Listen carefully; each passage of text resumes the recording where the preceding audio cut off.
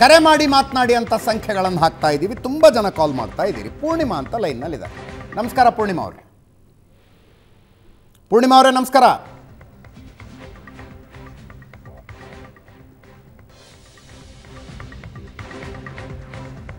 Call cut ಆಗಿದೆ. ಪ್ರಶಾಂತಿ, ಅಭಿಮಾನಿಗಳು ಅನ್ನಿಸಿಕೊಂಡವರ mindset ಬಗ್ಗೆ ಏನು ಅನ್ಸುತ್ತೆ ನಿಮಗೆ? ನಾನು ಯಾರ್ದೋ ಬಗ್ಗೆ ಅಭಿಮಾನ ಇಟ್ಕೊಳ್ಳೋಕೆ ನಾನು ವಿರೋಧ ಅಲ್ಲ. ನಾನು ತುಂಬ ಜನರನ್ನು ಇಷ್ಟಪಡ್ತೀನಿ ರೀ. ಯಾರ್ದೋ ಆ್ಯಕ್ಟಿಂಗ್ ವಾವ್ ಅನಿಸುತ್ತೆ. ನನಗೆ ಎದುರಿಗೆ ಸಿಕ್ಕಾಗಿ ತಬ್ಕೊಂಡು ಏನು ಆ್ಯಕ್ಟಿಂಗ್ ಗುರು ಅಂತೀವಿ. ಬರಹಗಾರರು ಇಷ್ಟ ಆಗ್ತಾರೆ, ಮಾತುಗಾರರು ಇಷ್ಟ ಆಗ್ತಾರೆ, ಹಾಡುಗಾರರು ಇಷ್ಟ. ಅಭಿಮಾನ ಇಟ್ಕೊಳ್ಳೋದಲ್ರಿ. ಅಟ್ಲೀಸ್ಟ್ ಏನು ಮಾಡಿದ್ರೂ ನಾವು ಬೆಂಬಲಕ್ಕೆ ನಿಂತ್ಕೊಳ್ತೀವಿ, ಇಂಥದ್ರಲ್ಲೂ ಬೆಂಬಲಕ್ಕೆ ನಿಂತ್ಕೊಳ್ತೀವಿ ಅನ್ನೋ ಅಭಿಮಾನಿಗಳ ಮನಸ್ಥಿತಿ ಬಗ್ಗೆ ಏನು ಅನಿಸುತ್ತೆ? ಅದೇ ನನಗನ್ಸುತ್ತೆ ಇದೊಂದು ಹುಚ್ಚು ಅಭಿಮಾನ. ಈ ಅಭಿಮಾನಕ್ಕೆ ಅರ್ಥ ಇಲ್ಲ ನೋಡಿ. ಚಲನಚಿತ್ರರಂಗದಲ್ಲಿ ಒಬ್ಬ ಹೀರೋನ ಯಾಕೆ ಇಷ್ಟಪಡ್ತೀರಿ? ನಟನೆಗೆ. ನಟನೆ ನನಗೆ ಗೊತ್ತಿಲ್ಲ, ನಾನು ಇತ್ತೀಚಿನ ಚಲನಚಿತ್ರರಂಗ. ಬಟ್ ಅಣ್ಣ ಅವ್ರನ್ನ ಯಾಕೆ ಇಷ್ಟಪಡ್ತಿದ್ರು? ನಾನು ನೆನ್ನೆ ಮಾತಾಡುವಾಗ ಒಂದು ಎಕ್ಸಾಂಪಲ್ಲು ಕೊಟ್ಟೆ. ಒಂದು ಡಿಸ್ಟಿಲರಿ ಓಪನಿಂಗಿಗೆ ಒಪ್ಕೊಂಡ್ಬಿಟ್ಟಿದ್ರಂತೆ ಕಾರ್ಯಕ್ರಮಕ್ಕೆ. ಲೆಕ್ಕಾಚಾರದ ಪ್ರಕಾರ ಏನು ತಪ್ಪಲ್ರಿ. ಪಾಪ ಸ್ವತಃ ಈಡಿಗಿರೋರು.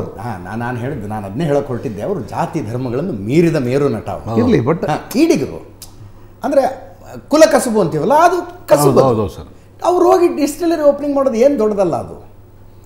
ಬಟ್ ಇನ್ನೇನು ಹೊರಡಬೇಕು ಸಾಯಂಕಾಲ, ಮಧ್ಯಾಹ್ನ ಒಬ್ರು ಹೋಗಿ ಅವ್ರಿಗೆ ಹೇಳ್ತಾರೆ, ಅಣ್ಣ ಅವರೇ ನಿಮ್ಮ ಬಗ್ಗೆ ಜನರಲ್ಲಿ ಅಭಿಪ್ರಾಯ ಏನು, ನೀವು ಎಂಥ ರೋಲ್ ಮಾಡಲ್ಲು, ಜನ ನಿಮ್ಮನ್ನು ಏನಂತ ನೋಡ್ತಾರೆ, ನೀವು ಹೋಗಿ ಒಂದು ಮದ್ಯದ ಫ್ಯಾಕ್ಟ್ರಿನ, ಡಿಸ್ಟಿಲರಿ ಅಂದರೆ ಲಿಕ್ಕರ್ ಫ್ಯಾಕ್ಟ್ರಿ, ಅದನ್ನು ಉದ್ಘಾಟನೆ ಮಾಡಿಬಿಟ್ರೆ ಏನು ಮೆಸೇಜ್ ಕೊಟ್ಟಂಗಾಗತ್ತೆ ಅಂದರೆ ಕರೆಕ್ಟ್ ಅಲ್ವಾ ಅಂಥೇಳಿ ಅವರಿಗೆ ಫೋನ್ ಮಾಡಿ ಹೇಳಿದ್ರಂತೆ. ಕ್ಷಮಿಸಿ ನಾನು ಬರ್ತಿಲ್ಲ ಅಂತ ಹೇಳಿದ್ರಂತೆ. ಹಾಗಾಗಿ ನೋಡಿ, ಆ ರೀತಿಯ ಹೀರೋಗಳು ಆಗಿ ಹೋಗಿರ್ತಕ್ಕಂಥ ಕನ್ನಡ ಚಲನಚಿತ್ರರಂಗದಲ್ಲಿ ಈಗ ಡಾಕ್ಟರ್ ರಾಜ್ಕುಮಾರ್ ಇದ್ದ ಫ್ಯಾನ್ಸ್ ದರ್ಶನ್ಗಿದ್ದಾರೆ. ನಾನು ಅದು ಫ್ಯಾನ್ಸ್ ವಾರ್ ಮಾಡ್ತಿಲ್ಲ. ಡಾಕ್ಟರ್ ರಾಜ್ಕುಮಾರ್ಗೆ ಏನು ಫ್ಯಾನ್ಸ್ ಇದ್ದರು. ಆದರೆ ಈ ರೀತಿ ಪೊಲೀಸ್ ಸ್ಟೇಷನ್ ಹೊರಗಡೆ ನಿಂತು ಪೊಲೀಸರಿಗೆ ಅರೆಸ್ಟ್ ಮಾಡಿದ್ದಾರೆ ಅಂತಂದರೆ they must have got something. S.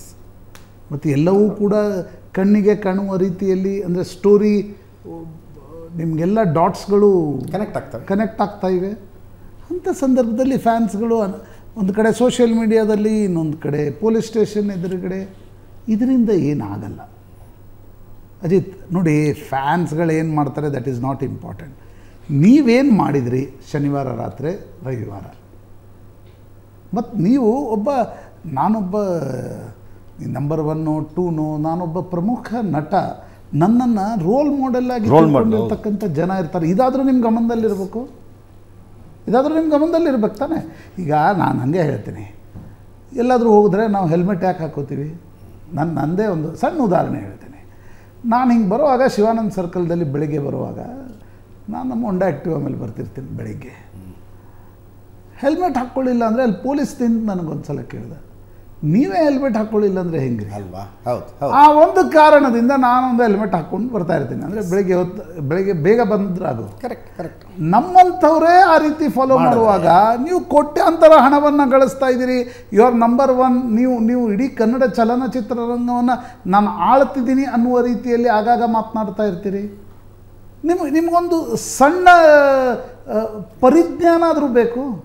ಇಂಥ ಪ್ರಕರಣಗಳು ನಡೆದಾಗ ಇಲ್ಲ ನಾನು ಭಾಳ ಸಿಟ್ಟಿನ, ಅರೆ ನಿನಗೂ ಮತ್ತು ಮತ್ತೊಬ್ಬರಿಗೆ ಏನಾದರೂ ವ್ಯತ್ಯಾಸ ಇರಬೇಕು ಬೇಡ?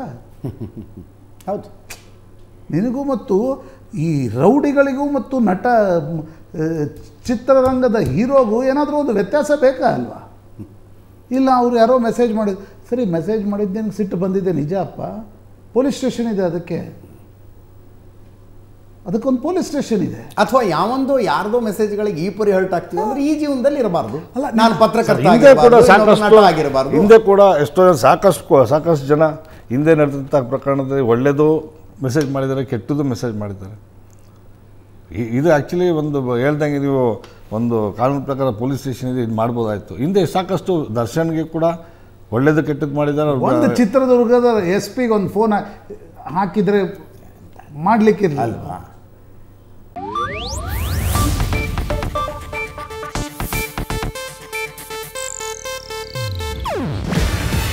ಇದು ಏಷ್ಯಾನೆಟ್ ನ್ಯೂಸ್ ನೆಟ್ವರ್ಕ್ ಪ್ರಸ್ತುತಿ.